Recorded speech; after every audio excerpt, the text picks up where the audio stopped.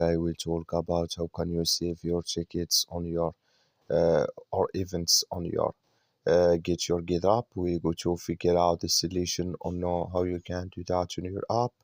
So you just follow these ways, then it's going to work with you.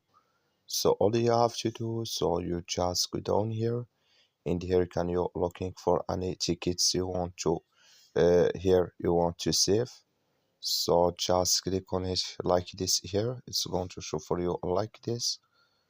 So that it's going to take you to this list. It's going to show for you like this. Then all you have to do next, you just go above this sign, you click on it here. So when you just click on it here, then here automatic it's going to sorry, you click on this sign again here.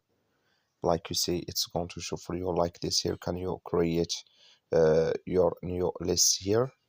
So then automatically it's going to save with you on your app. So that's all you have to do to save your tickets. That's all. Thank you for watching. Don't forget to support us by liking, subscribe.